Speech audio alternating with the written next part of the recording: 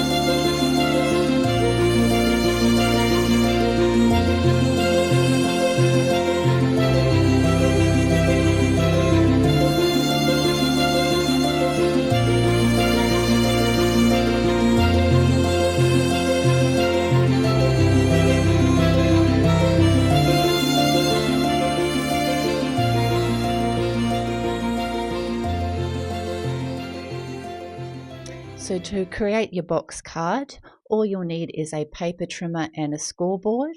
So I've grabbed out some smooth white cardstock, and we're going to need 2 panels measuring 7 inches by 3 inches, and then your back panel measures 4.5 inches by 5 inches. I will have all the measurements in the description box below. So now that we've got our box card made, we just want to cut out all our inserts. So I'm going to have some wave inserts for the inside of our box card. I do cut 3 of them, but in the end, when I actually make my card, I only use 2. So you'll need at least 2 measuring 5.5 inches by 3 3/4 inches. So we'll just trim up the second one and then grab our final piece and get that cut, and then we'll be ready to score. So I've grabbed out my scoreboard now that all my pieces are cut. So I'm going to set the back panel aside because that doesn't need any scoring. And with my box card itself, with the 2 by 7 inches and 3 inches, you need to score at 1/2 inch and then also at 2.5 inches. Now for our waves, we're going to need to score at 1/2 inch and 5 inches. So you need to do that for whether you're doing 2 or 3 of your inserts. You'll need to just score at the 1/2 inch and 5 inch. Now with one of our actual frames for that form our box card, I want to create an opening so that you can actually see into our box card. So I've grabbed one of the rounded stitch rectangle dies from my stash, and I'm going to run that through the die cutting machine, and now we've got a nice opening that you'll be able to see through into our box card. I've grabbed out my Teflon bone folder, and I'm just going to burnish all of my score lines to create my actual box card. So just kind of fold along all of those lines and give them a good burnish, and now you'll see how this forms, very funnily, a box card. Now for our opening, I've grabbed out some of my plastic sheeting. You can see I've just got it in a roll, and I'm just working out with that panel roughly how much I'll need, and then I'll cut that out more cleanly with my actual paper trimmer. So we'll pop that in and just trim that up so we've got straight lines on all sides, because I do tend when I use it to kind of cut it quite scrappily, so it's nice to kind of straighten that up because you will be able to kind of see this if you look down into your box card. So you can see that now fits perfectly. So now we just need to secure that in place. So I've grabbed out some score tape and we'll get that secured down. This is actually 1/4 inch score tape, so I'm just kind of laying that around very close to the edges to make sure that we get that acetate nice and secure once that goes in place. Just make sure that you're lining it up and it's not showing on the other side. So we'll just pop some down on either end, and then we'll be ready to take off the release paper and get our acetate secured. Now I should have actually tried to straighten out my acetate because you can see that it was quite curved, and it does kind of curve my box. So just make sure you're mindful of that when you're actually making yours. Now to create our actual box now, we just want to pop some score tape on those small 1/2 inch scored areas of that frame. So just get that pulled off, making sure that no little parts are sticking out. And we'll pop some on the one with our opening, just kind of eyeballing the size to make sure we get a piece to fit. We'll take off the release paper on both of those, and then we'll line these up to make sure that we get these laid down in the right spot. So I find it was easier to kind of lay the back flat and then just line up that front panel with that border, and then do the same with our front panel, just lining that up with the background. And now we have our perfect frame for our box card. I'm wanting to create a cloudy background to my background panel. So using the cloudy border dies, I'm just using some scrap pieces of white cardstock to cut those out, and I'm going to use them as a stencil to create my cloudy sky. I'm just using Distress Oxides in Tumbled glass and just alternating between both of those cloudy sky panels to create a nice cloudy sky for us. For my wave inserts, I'll be doing some ink blending using Speckled Egg, Peacock Feathers and Chipped Sapphire. I do all the 3 panels the same, so I'll just show you one of the panels being ink blended. And as you can see, I'm trying to avoid putting any ink on the scored sections that will have the tape runner, just to make sure that the tape runner doesn't have any issues with adhering to my cardstock. I do get a little bit on it, but if you can try and avoid putting too much on it, that would be recommended to make sure your tape runner is secure. Now I've grabbed my distress sprayer, just give that a spray so it looks like we've got some water bubbles, and just dab the excess water off with a piece of paper towel. Now I'm wanting my 3 panels to be all different heights, so I've grabbed out the new wave border dies that come with the new release, and just using my little trimmers, I'm just cutting them apart. It's really easy if you've got these little snips to get those all free of each other. So I'm just kind of lining them up. So one will be the highest, and then I've just staggered them below for each one so that you can see them all different heights when you're looking at the box card from straight on. So now I'm just working out where I want the next panel to sit and run that through my die cutting machine, and now you can see I've got 3 different levels. Now with our scored tab areas, we don't want them sticking above because obviously our waves will be sticking a little bit higher than the actual box card. So I'm just measuring where I want to trim off just those areas that are scored that are going to actually secure inside our box card. So I'll get those lined up, and then just with my scissors, I'm just going to trim to the scored line and then upwards, and that way your actual waves are going to be free up above your box card. So we've got that one cut out, cut just down where that score line is and to the scored line. So now that's going to sit perfectly in place inside your box card. And we'll do that to all 3 panels. Now we want to start securing all our panels inside our box card. So the best thing to do for our background is actually just glue that directly inside our box card. So I nearly put it in the wrong way. Thankfully I realized before I stuck it down.